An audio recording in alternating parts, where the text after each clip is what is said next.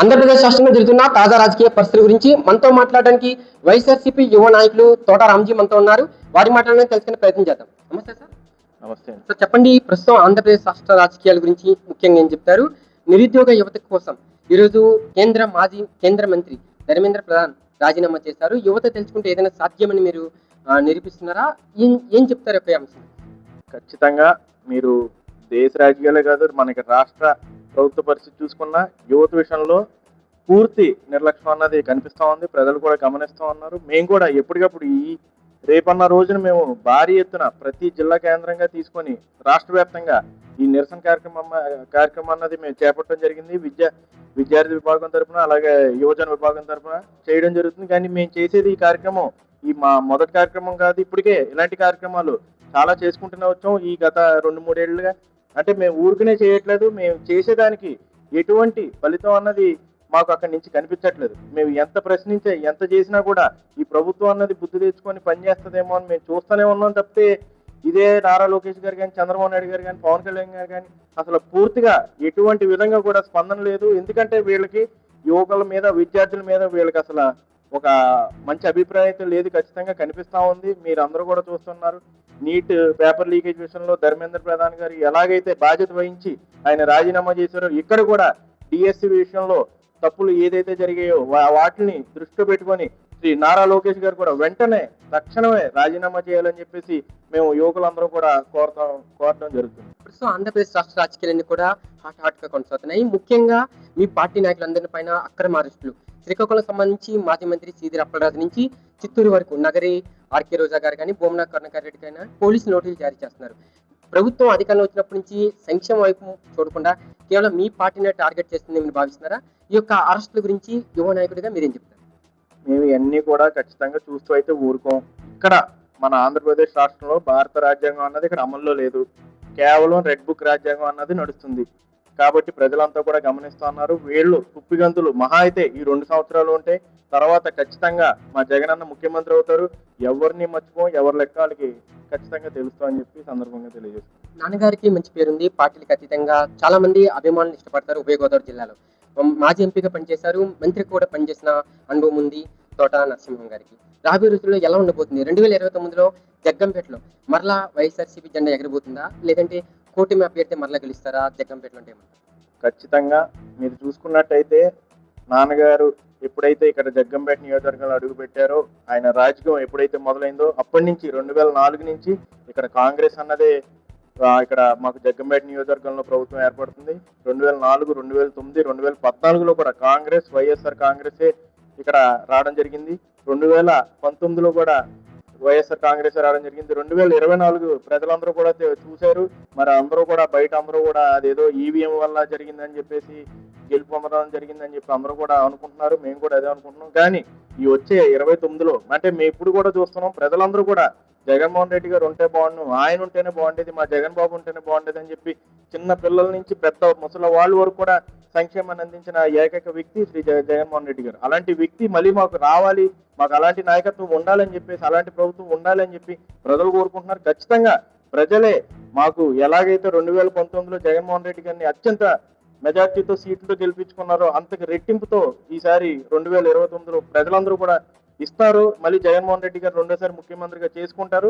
2029లో జగ్గంపేటలో మళ్ళీ వైఎస్ఆర్ కాంగ్రెస్ పార్టీ ఖచ్చితంగా జెండా ఎగురుతుందని ఈ సందర్భంగా తెలియజేస్తారు. జగ్గంపేట నియోజకవర్గంలో అధికార పార్టీ ఎమ్మెల్యే ప్రజల్లో నిరంతరం లేకుండా ఈ రోజు మీరు అధికార ప్రతిపక్షం తరపున నిరంతరం ప్రజల్లో పోరాడుతున్నారు. ముఖ్యంగా జగ్గంపేట నియోజకవర్గంలో ఎక్కడ ఏ సమస్య ఉన్నా కూడా యువ నాయకుడిగా మీరైతే ముందుకు వెళ్తున్నారు. ఏంటి సార్, గెలిచిన ఎమ్మెల్యే కంటే ప్రతిపక్ష నాయకుడిగా మీరు ప్రజల్లో వస్తున్న ఆదరణ గురించి? మనం తిరుగుతున్నాం అంటే వాళ్ళు తిరగట్లేదని అర్థం, వాళ్ళు పట్టించుకోవట్లేదని అర్థం. వాళ్ళకి ఎంతసేపు సంపాదించుకోవడం, నెగ్గారు, గెలిచారు, వచ్చారు, మేనిఫెస్టోతో వచ్చారు, అవి ఏం చేద్దాం వాటి మీద వాళ్ళకి శ్రద్ధ కానీ దృష్టి కానీ లేదు. మా కొడుకు సంపాదించుకుంటున్నాడా లేకపోతే మా మనవడు సంపాదించుకుంటున్నాడా అనే పరిస్థితిలో మా జగ్గంపేట నియోజకవర్గ శాసనసభ్యులు బిజీగా ఉన్నారు. మేమైతే వాళ్ళని వదిలేసిన మేమైతే మా ప్రశ్నించడం అన్నది ఖచ్చితంగా ఎప్పటికీ ఆగదు. మేమైతే చూస్తూ అయితే ఊరుకోం. వాళ్ళు ఎన్ని అక్రమాలుగా ఏమి చేసినా, మా మీద కేసులు పెట్టినా, ఎన్ని చేసినా మేము ధైర్యంగా ఎదుర్కొంటాం. మా వెనకాల మా నాయకుడు శ్రీ తోట నరసింహ గారు ఉన్నారు. అలాగే ఆయన వెనకాల మాకు శ్రీ వైఎస్ జగన్మోహన్ రెడ్డి గారు ఉన్నంతకాలం మేము ఎవరికి భయపడం, మేము ఎటువంటి ఇలాంటి కవ్వింపు చర్యలకైతే భయపడేది లేదు. అలా అని చెప్పి వాళ్ళు ఇష్టం వచ్చినట్టు ఇష్టానుసారంగా రెడ్ బుక్ రాజ్యాంగం నడుచుకుంటూ మేము ఇష్టంగా దోచుకుంటాం, మట్టి నీరు గాలి అన్ని దోచుకుంటాం అంటే మేమైతే ఇక్కడ చూస్తూ ఊరుకోం. వైఎస్ఆర్ కాంగ్రెస్ పార్టీ చూస్తూ ఊరుకోదు.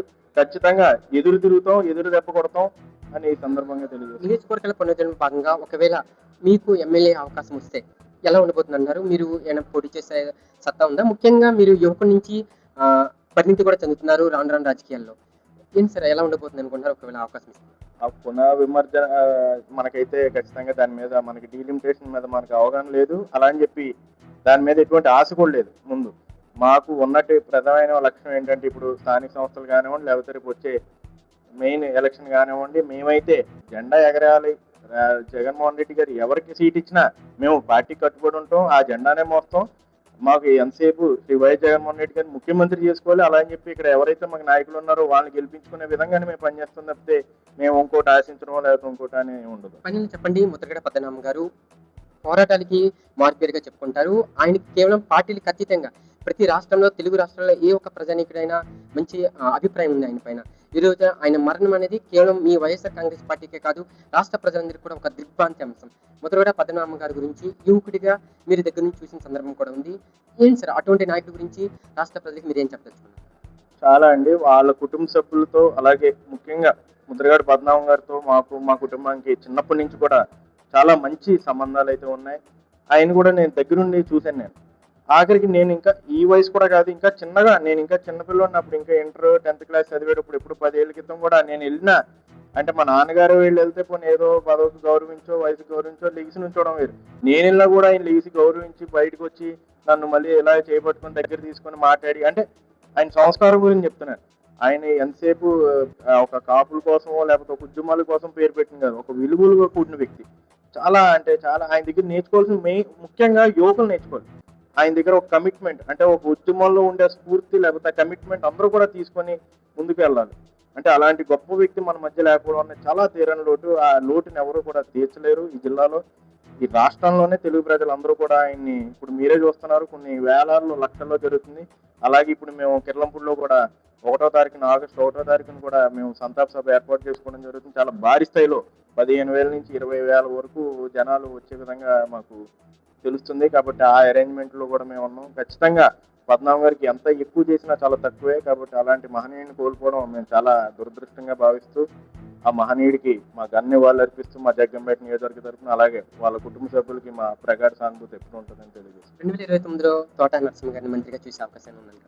అది మన చేతుల్లో ఎలా ఉంటుందని అంత ఆశ అయితే మాకు లేదు. ఖచ్చితంగా ఇందాక అన్నట్టు నాన్నగారిని ఇక్కడ ఖచ్చితంగా ఆయనకి టికెట్ ఇచ్చినట్టయితే ఇప్పుడు ఆయనే ఉన్నారు, మొన్న కూడా ఆయనే పోటీ చేశారు, ఇప్పుడు ఇన్ఛార్జిగా ఆయనే ఉన్నారు.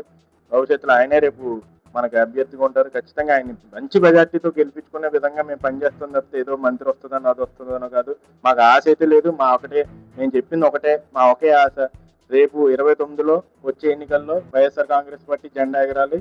జగన్మోహన్ రెడ్డి గారు వైజాగ్లో రెండోసారి ముఖ్యమంత్రిగా ప్రమాణ స్వీకారం చేయాలి. అంతే.